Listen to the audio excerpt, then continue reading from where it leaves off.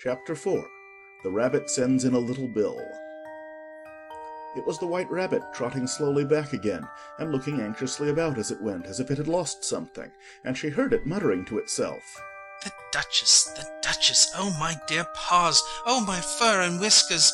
She'll get me executed, as sure as ferrets are ferrets. Where can I have dropped them, I wonder? Alice guessed in a moment that it was looking for the fan and the pair of white kid gloves, and she very good-naturedly began hunting about for them, but they were nowhere to be seen. Everything seemed to have changed since her swim in the pool, and the great hall, with the glass table and the little door, had vanished completely. Very soon the rabbit noticed Alice as she went hunting about, and called out to her in an angry tone. Why, Mary Ann, what are you doing out here? Run home this moment and fetch me a pair of gloves and a fan. Quick now! And Alice was so much frightened that she ran off at once in the direction it pointed to, without trying to explain the mistake it had made. He took me for his housemate, she said to herself as she ran. How surprised he'll be when he finds out who I am. But I'd better take him his fan and gloves.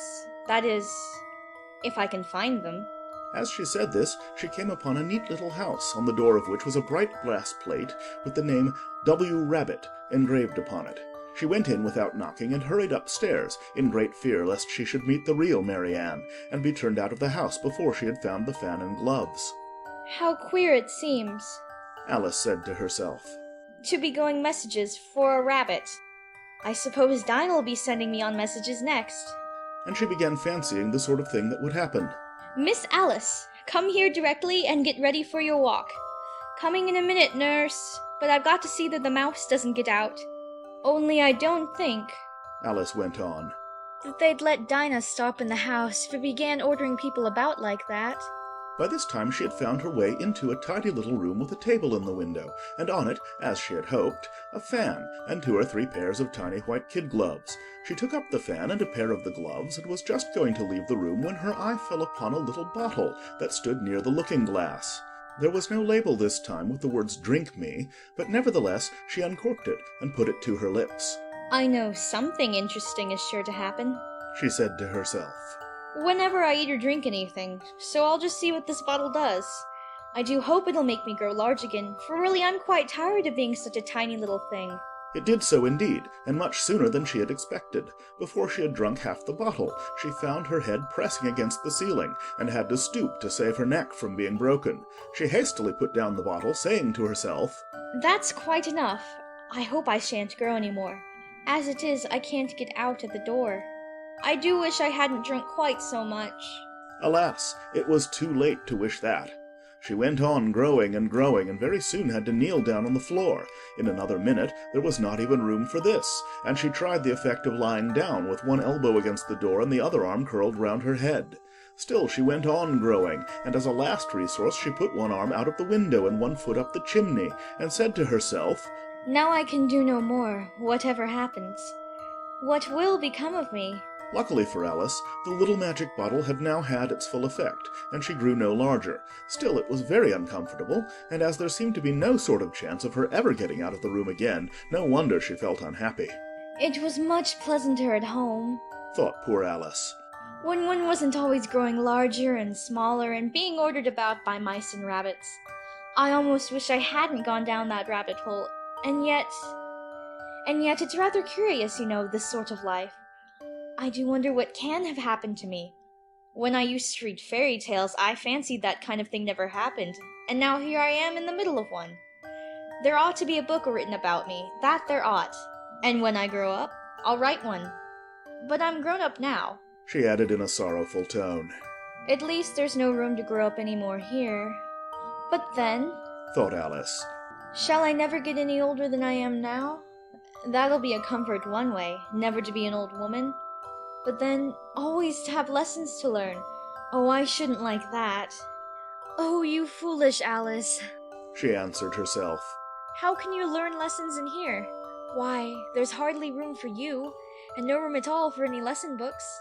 And so she went on, taking first one side and then the other, and making quite a conversation of it altogether. But after a few minutes she heard a voice outside, and stopped to listen. Mary Ann, said the voice. Fetch me my gloves this moment. Then came a little pattering of feet on the stairs, Alice knew it was the rabbit coming to look for her, and she trembled till she shook the house, quite forgetting that she was now about 1,000 times as large as the rabbit, and had no reason to be afraid of it. Presently the rabbit came up to the door and tried to open it, but as the door opened inwards and Alice's elbow was pressed hard against it, that attempt proved a failure. Alice heard it say to itself, "Then I'll go around and get in at the window." That you won't, thought Alice, and after waiting till she fancied she heard the rabbit just under the window, she suddenly spread out her hand and made a snatch in the air. She did not get hold of anything, but she heard a little shriek and a fall and a crash of broken glass, from which she concluded that it was just possible it had fallen into a cucumber frame or something of the sort. Next came an angry voice, the rabbit's, "Pat, Pat, where are you?" and then a voice she had never heard before. Sure then I'm here, digging for apples, Your Honour. "Digging for apples, indeed." Said the rabbit angrily. "Here, come and help me out of this." Sounds of more broken glass. "Now tell me, Pat, what's that in the window?" Sure, it's an arm, Your Honour. He pronounced it arum. "An arm, you goose? Who ever saw one that size? Why, it fills the whole window." Sure it does, Your Honour, but it's an arm for all that. "Well, it's got no business there, at any rate. Go and take it away." There was a long silence after this, and Alice could only hear whispers now and then, such as, Sure, I don't like it, Your Honour, at all, at all. "Do as I tell you, you coward." and at last she spread out her hand again and made another snatch in the air. This time there were 2 little shrieks and more sounds of broken glass.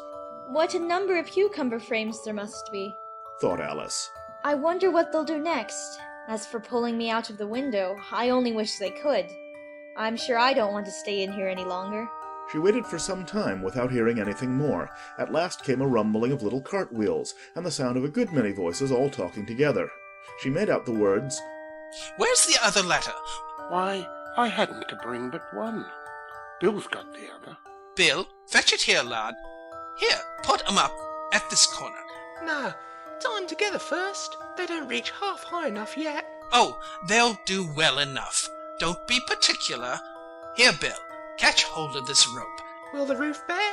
Mind that loose slate. Oh, it's coming down. Heads below." a loud crash. "Now, who did that? It was Bill, I fancy. Who's to go down the chimney?" Nay, I shan't. You do it. That I won't then. "Bill's to go down." Here, Bill, the master says you're to go down the chimney. Oh, so Bill's got to come down the chimney, has he? Said Alice to herself. Shy, they seem to put everything upon Bill. I wouldn't be in Bill's place for a good deal. This fireplace is narrow, to be sure, but I think I can kick a little.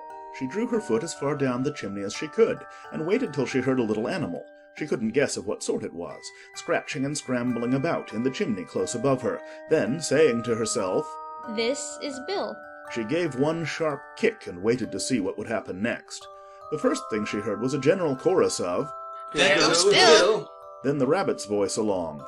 "Catch him, you by the hedge." Then silence, and then another confusion of voices. Hold up his head. Brandy now. Don't choke him. How was it, old fellow? What happened to you? Tell us all about it. Last came a little feeble squeaking voice. That's Bill. Thought Alice. Well, I hardly know. No more, thank ye. I'm better now. But I'm a good deal too flustered to tell you. All I know is something comes at me like a jack-in-a-box, and up I goes like a skyrocket. So you did, old fellow. Said the others. "We must burn the house down." Said the rabbit's voice, and Alice called out as loud as she could.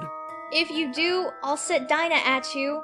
There was a dead silence instantly, and Alice thought to herself, I wonder what they will do next. If they had any sense, they'd take the roof off. After a minute or two, they began moving about again, and Alice heard the rabbit say, "A barrelful will do, to begin with." A barrow full of what? thought Alice, but she had not long to doubt, for the next moment a shower of little pebbles came rattling in at the window, and some of them hit her in the face. I'll put a stop to this. She said to herself, and shouted out, You better not do that again. which produced another dead silence. Alice noticed with some surprise that the pebbles were all turning into little cakes as they lay on the floor, and a bright idea came into her head. If I eat one of these cakes... She thought, It's sure to make some change in my size, and as it can't possibly make me larger, it must make me smaller, I suppose. So she swallowed one of the cakes and was delighted to find that she began shrinking directly. As soon as she was small enough to get through the door, she ran out of the house and found quite a crowd of little animals and birds waiting outside. The poor little lizard, Bill, was in the middle, being held up by 2 guinea pigs, who were giving it something out of a bottle. They all made a rush at Alice the moment she appeared, but she ran off as hard as she could and soon found herself safe in a thick wood. The first thing I've got to do Said Alice to herself as she wandered about in the wood.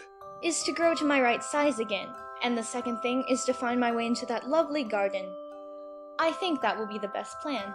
It sounded an excellent plan, no doubt, and very neatly and simply arranged. The only difficulty was that she had not the smallest idea how to set about it, and while she was peering about anxiously among the trees, a little sharp bark just over her head made her look up in a great hurry. An enormous puppy was looking down at her with large round eyes, and feebly stretching out one paw trying to touch her. Poor little thing. Said Alice in a coaxing tone, and she tried hard to whistle to it, but she was terribly frightened all the time at the thought that it might be hungry, in which case it would be very likely to eat her up in spite of all her coaxing.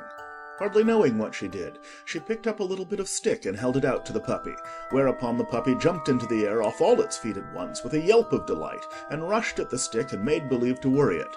Then Alice dodged behind a great thistle to keep herself from being run over, and the moment she appeared on the other side, the puppy made another rush at the stick and tumbled head over heels in its hurry to get hold of it. Then Alice, thinking it was very like having a game of play with a cart horse, and expecting every moment to be trampled under its feet, ran round the thistle again. Then the puppy began a series of short charges at the stick, running a very little way forwards each time and a long way back, and barking hoarsely all the while, till at last it sat down a good way off panting, with its tongue hanging out of its mouth and its great eyes half shut. This seemed to Alice a good opportunity for making her escape, so she set off at once and ran till she was quite tired and out of breath, and till the puppy's bark sounded quite faint in the distance. And yet what a dear little puppy it was. Said Alice as she leant against a buttercup to rest herself and fanned herself with one of the leaves.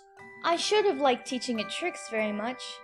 If I'd only been the right size to do it. Oh dear, I'd nearly forgotten that I've got to grow up again. Let me see. How is it to be managed? I suppose I ought to eat or drink something or other, but the great question is, what? The great question certainly was, what?